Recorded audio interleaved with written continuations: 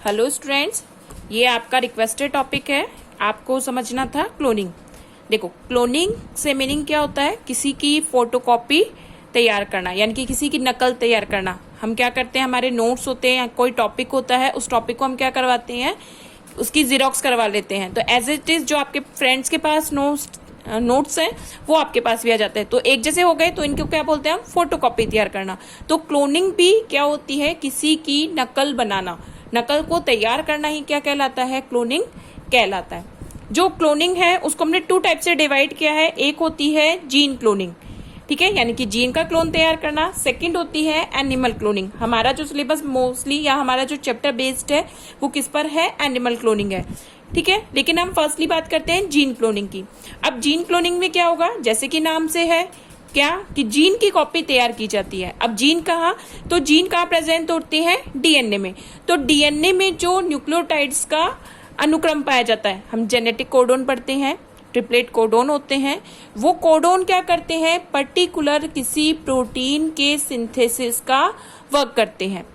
तो उन कोडोन की, यानी कि उन जो जीन्स हैं उनकी जो कॉपी तैयार की जाती है उसको हम क्या कहते हैं? जीन क्लोनिंग कहते हैं। जो जीन क्लोनिंग है इसमें ये क्या करते हैं, इन जीन्स के द्वारा किसी का ट्रीटमेंट कर सकते हैं, या हम कहें किसी तरह की आगे की जो रिसर्च है उसके लिए हम इसका यूज कर सकते हैं। जो जीन क्लोनिंग है उसमें मेनली जो एपरेटस यूज किया जाता है उसको हम कहते हैं पीसीआर, थर्मोसाइक्लर, या हम क्या कहते हैं उसे? पीसीआर, पॉलीमर चेन रिएक्शन, ठीक है। तो वहां पर जो उपकरण यूज आता है उसको हम क्या कहते हैं? पीसीआर यूज करते हैं।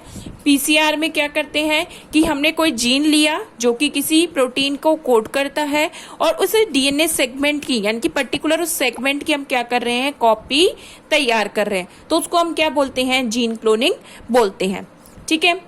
अब सेकंड अगर हम बात करते हैं, वो जो हमारा मेन टॉपिक है वो आता है एनिमल क्लोनिंग, या हम कहें कि किसी जीव का क्लोन तैयार करना। एनिमल क्लोनिंग से मीन्स यानी कि पर्टिकुलर किसी जीव का क्लोन, कि कोई एनिमल है उसका हूबहू कोई न्यू एनिमल या न्यू ऑर्गेनिज्म का फॉर्मेशन करना, तो उसको हम क्या कहते हैं? एनिमल क्लोनिंग कहते हैं। अब इस एनिमल क्लोनिंग को भी हमने 2 पार्ट से डिवाइड किया है। 2 पार्ट्स में फर्स्ट जैसे है रिप्रोडक्टिव क्लोनिंग, जिसको हम क्या कहते हैं? प्रजननीय क्लोनिंग भी कहते हैं, रिप्रोडक्टिव या प्रजननीय क्लोनिंग। सेकंड होती है थेरेपेटिक क्लोनिंग, यानी कि जिसको हम थेरेपी या हम कहें चिकित्सकीय क्लोनिंग कहते हैं।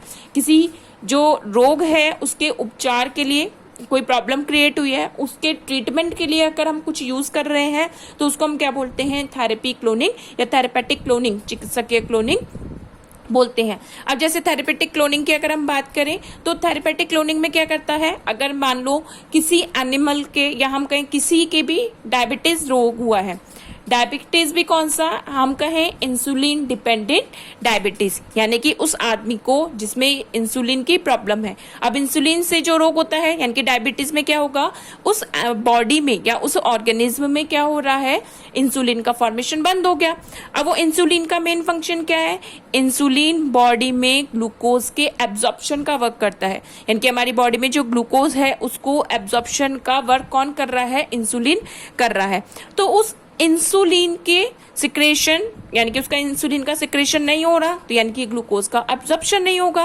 और जब ग्लूकोज का एब्जॉर्प्शन नहीं होता तो वो ग्लूकोज कहाँ सिक्रेट हो जाता है? ब्लड में सिक्रेट हो जाता है, और उससे क्या हो जाता है? डायबिटीज हो जाती है। तो इसलिए ऐसे लोगों के बॉडी में क्या किया जाता है? इंसुलिन बनाने वाले प्रोटीन की कॉपीज की जाती है, यानी कि इंसुलिन के जो जीन्स होते हैं उनकी कॉपी की जाती है। एक तरीके से हम कहें ये जीन क्लोनिंग से ही रिलेटेड होता है। तो इसमें हम उपचार के लिए यानी कि किसी ट्रीटमेंट के लिए इसको यूज कर रहे हैं, इसलिए इसको क्या बोलते हैं? थेरेपेटिक क्लोनिंग कहते हैं। अब मेन फोकस्ड हमारा किस पे आता है? रिप्रोडक्टिव क्लोनिंग पे। अब रिप्रोडक्टिव क्लोनिंग में क्या करते हैं कि रिप्रोडक्टिव क्लोनिंग में जो ऑर्गेनिज्म है या हम कोई इंडिविजुअल है उसकी सेम हम कॉपी तैयार कर रहे हैं। अब जब हम सेम कॉपी कर रहे हैं तो हम ऐसा तो नहीं कर सकते कि इसकी जीरोक्स कर सकते हैं। यहां पर हम सेल का यूज करते हैं। क्योंकि हम इसका सेल का यूज करते हैं तो हम इसे क्या कहते हैं, सेल बेस्ड टेक्निक भी हम इसको कहते हैं। तो यहाँ पर हम क्या करते हैं, फॉर्मिंग सम कॉपी, यहाँ हम कहें सेम कॉपी ऑफ ऑर्गेनिज्म, किसी ऑर्गेनिज्म की सेम कॉपी फॉर्म्ड करना। तो जो डॉली क्लोन जो कि मोस्ट फेमस है, जो तैयार किया गया था वो किसके थ्रू किया गया था, रिप्रोडक्टिव क्लोनिंग के थ्रू किया गया था। ये जो रिप्रोडक्टिव क्लोनिंग होती है, ये रिप्रोडक्टिव क्लोनिंग्स को भी हम 3 पार्ट्स में डिवाइड करते हैं। अलग अलग साइंटिस्ट ने अलग अलग टेक्निक यूज की है। जैसे हम फर्स्ट बात करते हैं ब्लास्टोमियर सेपरेशन टेक्निक।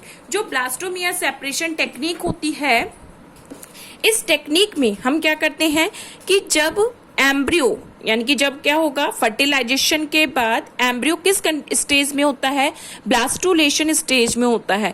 तो उसकी सेल्स को हम क्या बोलते हैं, ब्लास्टोमियर।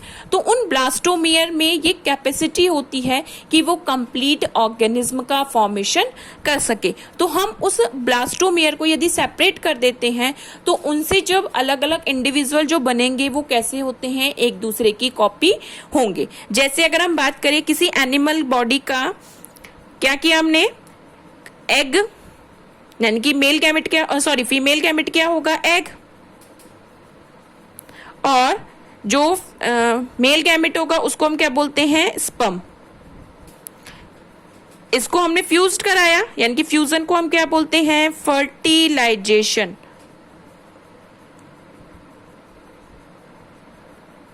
अब फर्टिलाइजेशन के बाद ये 2 सेल से यानी कि क्या बनता है, जायगोट। अब जायगोट कैसा कंडीशन में होता है, 2n, यानी कि इसकी सेल्स कैसी होती है, 2n कंडीशंस की होती है। अब जायगोट में आगे क्या होता है, डिवीजन, जिस प्रोसेस को हम क्या बोलते हैं, क्लीवेज, या जिसको हम क्या कह रहे हैं, विदलन। अब विदलन के बाद क्या होता है, यानी कि क्लीवेज के बाद जब सेल्स डिवाइडेड हो जाती हैं, तो डिवाइड होने के बाद जो सेल्स फॉर्म्ड हो रही हैं, यानी कि क्लीवेज हुआ तो सेल को क्या हो गया, मल्टीपल सेल्स हो गई।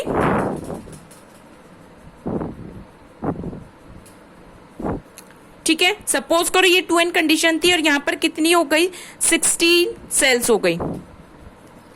ठीक है, इसमें टोटल कितनी हो गई, 16 सेल्स, मैंने रेंडमली बनाई है ये।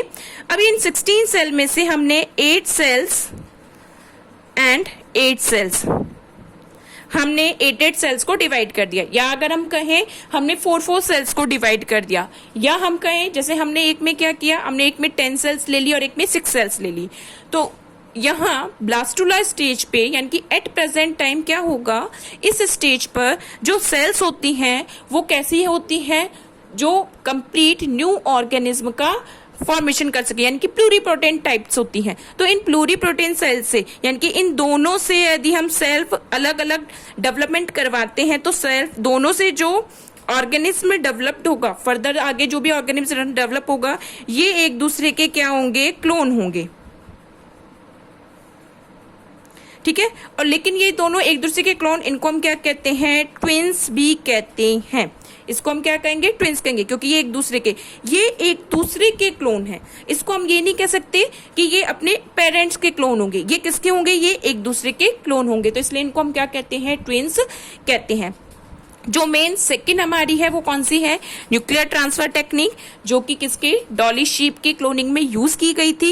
एंड जो लास्ट होती है वो होती है होनोलुल टेक्निक। तो ये 3 अलग अलग टेक्निक है जो कि किसके लिए, रिप्रोडक्शन यानी कि किसी न्यू ऑर्गेनिज्म की कॉपी या ऑर्गेनिज्म के फॉर्मेशन में यूज की जाती है।